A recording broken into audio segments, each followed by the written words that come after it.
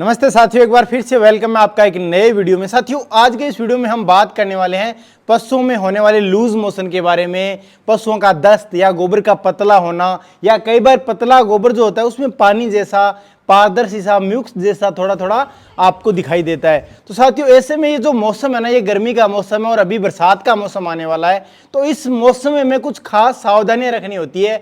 वह सावधानियां अगर हम नहीं रखें तो हमारे पशु में लूज मोशन हो जाता है, हमारा पशु पतला गोबर करने लगता है। इसकी वजह से पशु का दूध है वो ज़्यादा नहीं, 1-2 दिन में ही कम होने लगता है। पशु थोड़ा सा वीक हो जाता है। पशु कई बार तो खड़ा होने में भी प्रॉब्लम करता है। इसके साथ साथ पशु की जो जुगाली है उसमें भी प्रॉब्लम आती है। पशु का जो रूमन है उसके अंदर जो बैक्टीरिया है, माइक्रोफ्लोरा जो है, उनमें कहीं ना कहीं कमी हो जाती है। इसकी वजह से पशु का जो डाइजेशन सिस्टम है वो गड़बड़ा जाता है और पशु में दस्त होना शुरू हो जाता है। तो साथियों, आज की वीडियो में आपको 3 फॉर्मूले बताऊंगा, वो भी बिल्कुल देसी।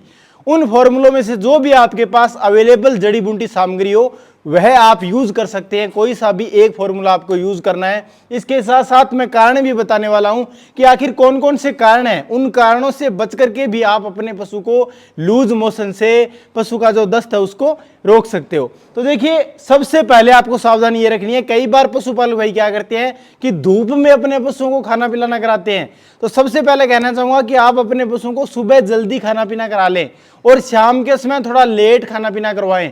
धूप के अंदर अगर आपका पशु रहेगा, डिहाइड्रेशन की समस्या आएगी तो फिर पशु है वो दस्त करेगा, पतला गोबर करेगा। दूसरा जो कारण रहता है साथियों, इस समय क्या होता है कि किसान भाइयों के खेतों में हरा चारा होना शुरू हो जाता है। और जैसे ही हरा चारा छोटा छोटा, यानी 1 फीट 2 फीट की जो हरे चारे की हाइट होती है, उस हाइट में हरा चारा काट करके किसान भाई ले आता है और अपने पशुओं को खिलाता है। पशु भी उसे चाव से खाता है क्योंकि पशु ने हरा चारा कुछ दिनों से देखा नहीं होता है। तो ऐसे में क्या होता है कि दस्त हो जाता है। दस्त इसमें देखिए किस कारण से होता है। एक तो हरा चारा है पूरा विकसित नहीं होता है, साथ में एक प्रॉब्लम और आती है, हरे चारे में इसमें आंधी भी चलती रहती है।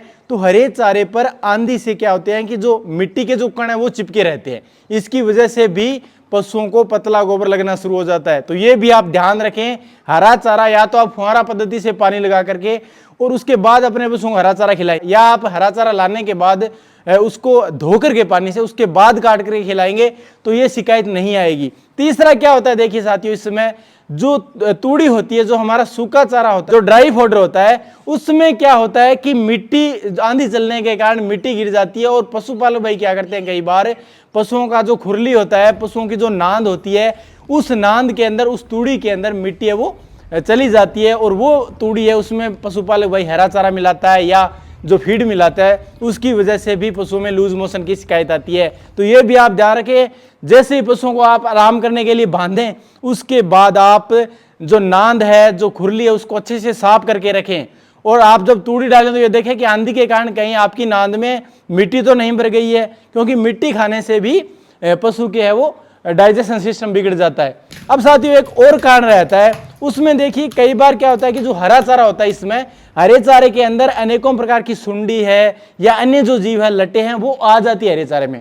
आप हरा चारा काटेंगे तो इसके साथ अगर पशु के पेट में चले जाते हैं तो उससे भी पशुओं के दस्त हो सकते हैं। इसके अलावा अगर आप फीड पर ध्यान नहीं दे रहे हैं, आप अपने पशुओं का जो संतुलित आहार है उसके अंदर अगर सही से आप देखभाल सही से पशुओं की नहीं कर रहे हैं, आप अपने पशुओं को हर रोज वो फीड बदल के दे रहे हैं या अनाज आप बदल के दे रहे हैं या ज्यादा मात्रा में खिला रहे हैं, तो इसकी वजह से भी पशुओं में दस्त लग सकते हैं।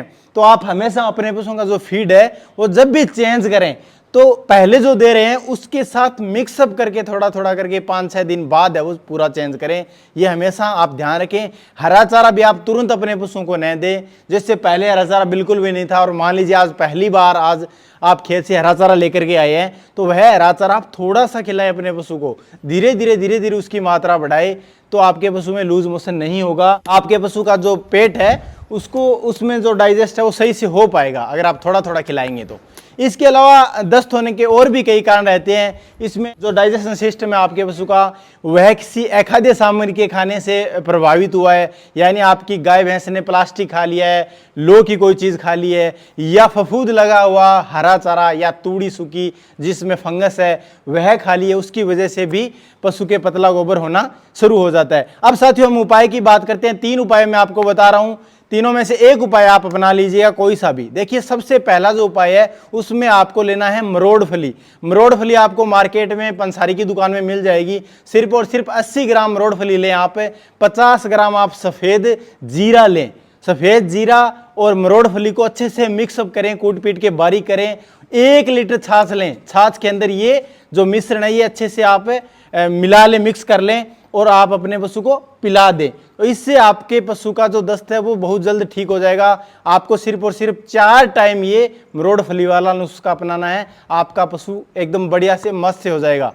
अब साथियों दूसरे फॉर्मूले की बात करें। दूसरे फॉर्मूले में आपको लेने हैं सिर्फ 100 ग्राम जो हमारा अमरूद होता है उसके पत्ते लेने हैं। 100 ग्राम ही हमारा जो शीशम होता है जिसे टाली भी कहते हैं, शीशम के पत्ते लेने हैं 100 ग्राम। 100 ग्राम ही जामुन के पत्ते लेने हैं। ये तीनों प्रकार के पत्ते आप मिक्सअप कर सकते हैं, उसकी चटनी बना सकते हैं, या अगर सीधा खा रहा है पशु तो सीधा भी खिला सकते हैं। इससे भी जो पशु का डाइजेशन है वो सही हो पाएगा। पशु का जो पतला गोबर कर रहा है पशु वह ठीक हो जाएगा। तीसरा जो फार्मूला है उसमें आपको लेने हैं 300 ग्राम सफेदे के पत्ते। सफेदे के पत्ते भी आपको आराम से मिल जाएंगे।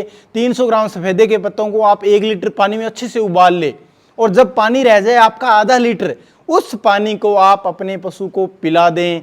उससे भी आपके पशु को फायदा होगा। साथियों ये तमाम जो तरीके मैंने आपको बताए ये आप अपना करके अपने पशु के दस्त रोक सकते हैं। इसके अलावा अगर आपने डिवर्मिंग नहीं करवाई है, 80 से 90 दिन बीत गए हैं और आपका जो पशु है उसको आपने डिवर्मिंग की दवा नहीं दी है, पेट के कीड़ों की दवा नहीं दी है, उसकी वजह से भी दस्त लग सकते हैं। तो आप डिवर्मिंग ज़रूर करवा दें। डिवर्मिंग करवाने के बाद 1-2 दिन अगर दस्त लगते भी हैं तो कोई दिक्कत नहीं है, लेकिन ज़्यादा लग रहे हैं तो फिर आप ये फॉर्मूले अपना सकते हैं। आई होप वीडियो पसंद है, लाइक ज़रूर करें, चैनल पर सब्सक्राइब करें। मिलते हैं अगले वीडियो में। जय हिंद।